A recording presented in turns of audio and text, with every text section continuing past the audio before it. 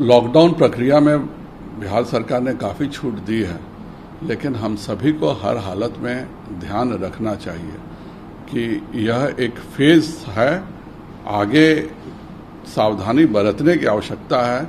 मैं सभी से अनुरोध करूंगा कि कृपया कर आप उतना ही बाहर निकलें जितना राहुल गांधी मंदिर जाते हैं, उतने ही मास्क का प्रयोग करें जितना योगी आदित्यनाथ जी भगवा वस्त्र पहनते हैं, और क्योंकि सबसे बड़ा कारण यह है कि डॉक्टर उतना ही इस बीमारी के बारे में जानते हैं जितना सोनिया गांधी जी हिंदी जानती हैं। इसलिए वैक्सीन जरूर लगाएं और प्रोटेक्शन जरूर करें। आरक्षण पर आपका जो फेसबुक आया था उसको उन्होंने कहा कि आरक्षण का ABCD जिनको नहीं मालूम वो आरक्षण पर बयान दे रहे हैं, उनको पहले अपने संघीय दिमाग से ऊपर उठ करके आरक्षण के बारे में सोचना चाहिए। वो 10वां पास किए होते तो शायद कहीं पे उनको आरक्षण का लाभ मिलता, तब उन्हें समझ में आता। उन्हें इतनी भी समझ नहीं है। मेरे और उनके जैसे हजारों लाखों पिछड़े हैं जिनको आरक्षण का लाभ नहीं मिलता। हालांकि उनके बारे में मैं नहीं कह सकता, क्योंकि हो सकता है कि उनकी आर्थिक स्थिति इतनी कमजोर हो कि 6 लाख रुपए साल के या 8 लाख रुपए साल के नहीं मिल पाते हों, लेकिन एक पिछड़ों का एक बहुत बड़ा तबका है जो अनारक्षित है और वह सामान्य श्रेणी से भी जाता है। और जो आरक्षण का लाभ जिनको मिल रहा है वो सब अगर अच्छे से compete कर रहे हैं, अगर आज अनुसूचित जाति वर्ग लगभग सामान्य जाति वर्ग के बराबर पहुंच गई है, अनुसूचित जनजाति वर्ग लगभग सामान्य जाति वर्ग के बराबर मिनिमम क्वालिफिकेशन हो रहा है, तो यह एक बहुत अच्छी बात है। और रिजर्वेशन जो है वो तो सभी का है, वो तो मिलता ही है, उसी में तो जाकर के इतना सीटें मिल रही हैं। पर आज यह अच्छी बात है कि जो आरक्षित वर्ग है वो अभी मुकाबले में बराबर पर आ गया है, तो ये एक बहुत अच्छा संदेश समाज के लिए। कल का दिन बिहार राजनीति के लिए काफी सरगर्मी का दिन माना गया।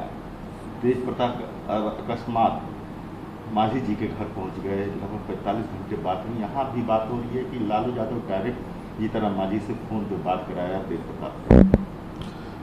कल तो उनका जन्मदिन था, तो उनको बधाई सभी ने दिया है और इसमें कोई शक नहीं है। लेकिन हर कोई अपने नेता से दुखी हो जाता है। तेज प्रताप जी के जो सम्मानित विरोधी दल के नेता हैं, बिहार जब भी संकट का दौर रहता है तब वो यहाँ से अंतर्ध्यान हो जाते हैं। अब आज खत्म हो गया है तो अब हमको लगता है कि अब चले आएंगे, जब तक फिर अगला कोई बिहार में दिक्कत नहीं हो तो फिर अभी उनका दौरा होगा। पर दुनिया के एकमात्र राज्य स्तरीय नेता होंगे, जब राज्य में संकट आता है तब नेता विरोधी दल राज्य से गायब हो जाते हैं किसी बहाने से, और जब संकट समाप्त हो जाता है तो प्रकट होकर के हिसाब पूछते हैं। तो कोई भी विधायक इस तरह के नेता से दुखी होगा, और अगर कोई दुखी होकर जाकर के हमारे राष्ट्रीय अध्यक्ष जी से मिलता, और वह खुद स्वयं मुख्यमंत्री रह चुके हैं, बहुत सीनियर व्यक्ति हैं, और उनका आशीर्वाद किसी को चाहिए होता है, तो उसमें हम लोग रोकने वाले कौन होते हैं? सभी का अपना दल है, अगर कोई उनमें शामिल होगा तो हम क्यों रोकेंगे? तो क्या तेज प्रताप हम के रास्ते एनडीए में शामिल होने के प्रयास में है क्या? या तो वो अच्छे से बताएंगे कि अपने पिताजी के जन्मदिन के दिन माननीय दूसरे पूर्व मुख्यमंत्री के यहाँ जाके आशीर्वाद ले रहे हैं। तो इस तरह की एक अच्छी पहल है और अच्छी पहल का हमेशा स्वागत करना चाहिए। लेकिन इसको इस चीज से भी जोड़ा जा रहा है कि मांझी जी ट्वीट करके एक तरह से भाजपा पर हमला बोल रहे हैं कि अगर दलित अच्छा कर रहा है तो वो नक्सली है, अगर मुस्लिम अच्छा कर रहा है तो वो आतंकवादी है। देखिए, मैं तो खुद हमेशा से जो अच्छा कर रहे हैं उनकी मैं तारीफ करता हूं, और अपराधी घटना को कभी भी किसी से जोड़ के नहीं देखना चाहिए। अपराधी अपराधी होता है, और जो स्वयं इतना बड़ा अपराधी हो कि पूरा का पूरा बिल्डिंग ध्वस्त हो जाए, तो इसकी पूरी जांच होनी चाहिए, और जो भी हैं उनको सजा मिलनी चाहिए। और इसीलिए मैं बोल रहा हूं कि 1990 से 2005 के जो नरसंहार हुए थे वह सभी जातियों के लोगों के हुए थे, और उस सरकार ने जो नरसंहार का प्रश्रय देती थी, चाहे वह अगड़ा हो, पिछड़ा हो, दलित हो, उसके साथ कोई भी संवेदनशील व्यक्ति जा ही नहीं सकता। मुकेश सहनी भी मुखर हो गए हैं। सीताराम मांझी और मुकेश सहनी के बीच एक बैठक भी हुई थी, मुलाकात भी हुई थी, उसके बाद दोनों नेता अपने अपने स्तर से मुखर हो गए। मुकेश सहनी ने विधायक और एमएलसी फंड के वकालत की फिर से बहाल करने के लिए, ये तो राज्य का मामला है या विधायकों, विधान पार्षदों का, मंत्रियों का मामला है। इस पे मैं कोई टिप्पणी नहीं करूंगा। सांसद के तौर पे हमसे हमारी राशि मांगी गई, प्रधानमंत्री जी ने कहा कि सभी सांसदों को राशि देनी चाहिए और हम सभी ने अपनी राशि दी है। उपयोग तो यही है कि उसका सदुपयोग हो, और जब इस तरह की कोई आवश्यकता है और केंद्र सरकार ने राशि मांगा तो हम सभी सांसदों ने अपनी राशि दी। आप चिकित्सक हैं, कोरोना काल में बिहार सरकार की जो भी कामयाबी रही आप उससे वाकिफ हैं, लेकिन मौत को लेकर के, मौत के आंकड़ों को लेकर के हाई कोर्ट जब संज्ञान लेता है तो आंकड़े अकस्मात 73% उछल जाते हैं मौत के आंकड़े।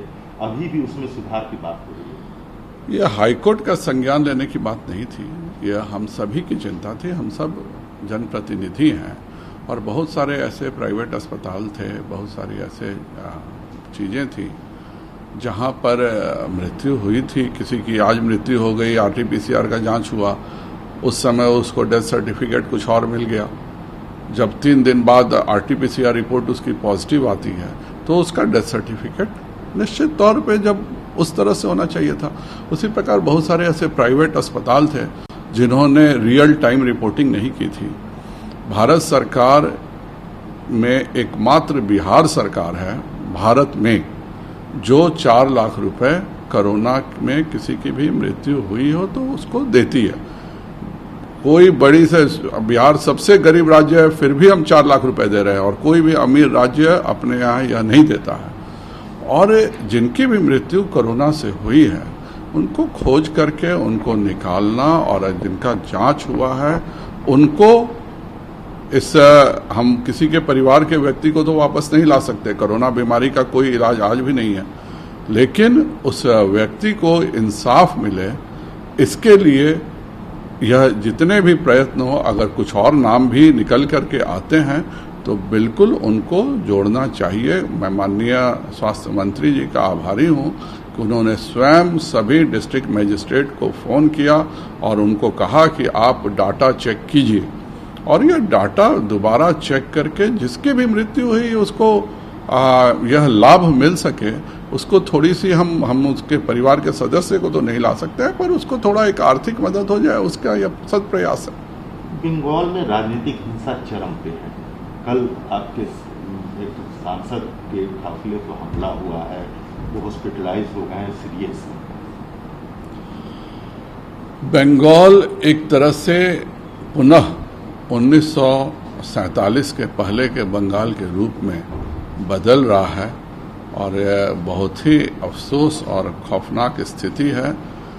केंद्र सरकार को भी उसका संज्ञान लेना चाहिए। और चुनाव होता है, चुनाव में जीत हार होती है। असम में भी चुनाव हुआ, तमिलनाडु में भी हुआ, केरल में भी हुआ, पर ममता बनर्जी ही हैं जो अपने विरोधियों को या तो मेरे में शामिल हो जाओ या तुम्हें कुचल दिया जाएगा, इस पर कार्य कर रही है।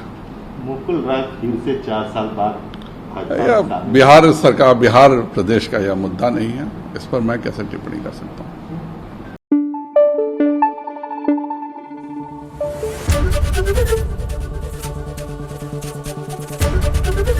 एबीपी न्यूज आपको रखे आगे।